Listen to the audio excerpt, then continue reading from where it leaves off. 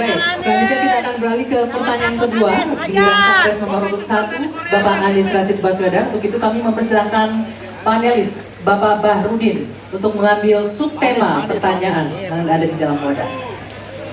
Mantap, Presiden. Silakan dibuka.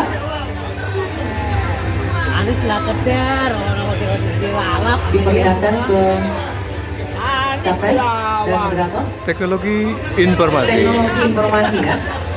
Dan selanjutnya kami undang Bapak Damar Juniarto untuk mengambil undian daftar pertanyaan dari wadah. Tadi ada Bapak Ono Wepurbo dari salah satu panelisnya dari Universitas Tangerang Selatan. Beliau adalah salah satu praktisi dan pakar teknologi informasi ya. Hadirin sekalian dan juga para calon presiden, posisi angkok dalam kondisi disegel sama sekali. Kita akan buka bersama. Sekali kami ingatkan kepada calon presiden untuk mendengarkan secara seksama, karena kami hanya akan membacakan pertanyaan selama 1 kali. Pertanyaan untuk calon presiden nomor 1 Bapak Anies Rashid Baswedan. Kedaulatan teknologi informasi Indonesia terancam. Impor ponsel tahun 2023 mencapai 30 triliun rupiah.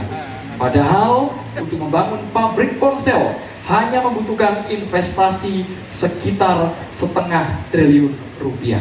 Pertanyaannya Bapak, apa langkah strategis paslon membangun kedaulatan manufaktur telekomunikasi dan teknologi informasi di Indonesia? Waktu Bapak 2 menit dimulai saat Bapak berbicara. Jangan takut kawan.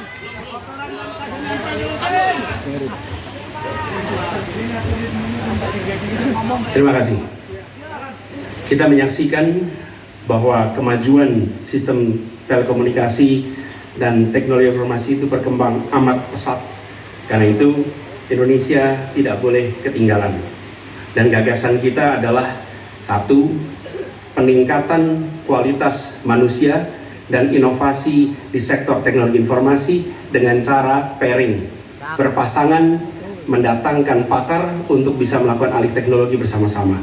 Yang kedua, memprioritaskan investasi yang masuk dalam bentuk investasi padat karya yang didukung dengan perbaikan reformasi birokrasi dan pemberantasan korupsi. Ini akan memberikan lowongan kerja untuk masyarakat lokal. Dan ada 3 aspek fundamental, yaitu akses, kecepatan, keamanan, yang ini menjadi prioritas. Sehingga dengan cara seperti itu, ketika kita mengundang untuk melakukan investasi, kita akan bisa menyiapkan infrastrukturnya. Hal yang tidak kalah penting terkait dengan pembangunan ini adalah perlindungan atas hak intelektual yang nanti akan terkait dengan industri manufaktur yang terkait di sini.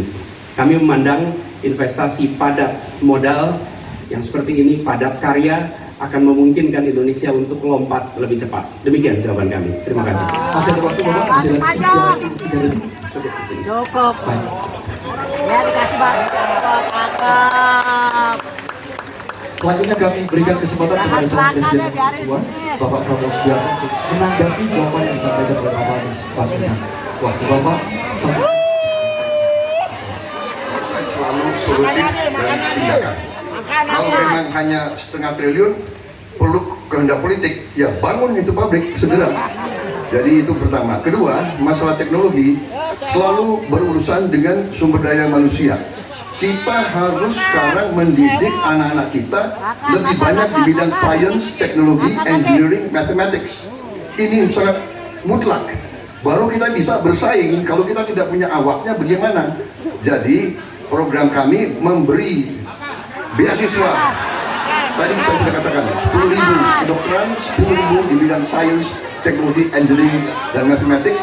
Kita ambil yang terpintar dari Indonesia, kita kirim ke luar negeri, kita bangun fakultas-fakultas STEM yang lebih banyak lagi di Indonesia. Baru kita rebut teknologi, saudara-saudara. Dan yang penting kehendak politik. Ya bangun pabrik itu. Saya kira itu saja. Selesai. teman-teman hadirin sekalian, Tolong tenang.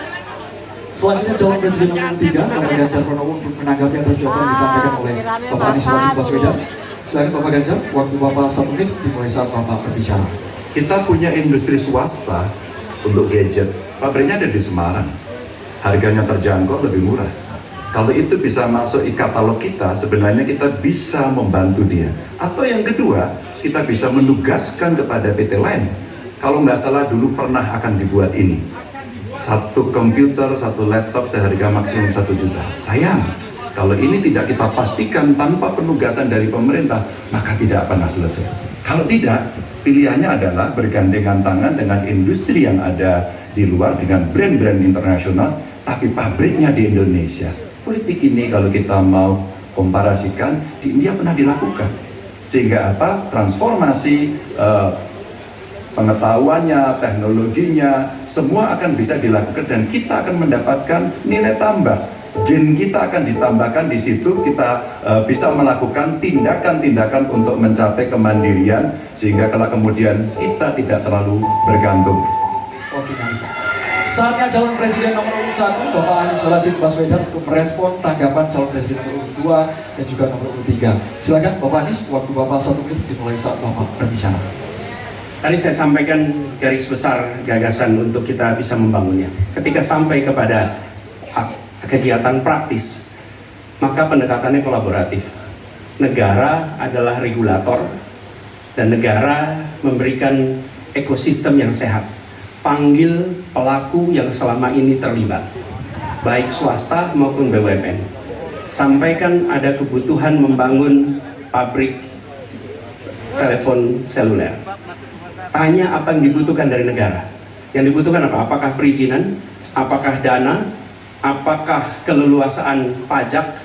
Semua yang menjadi kebutuhan diberikan. Tapi pelakunya tetap swasta ataupun BUMN.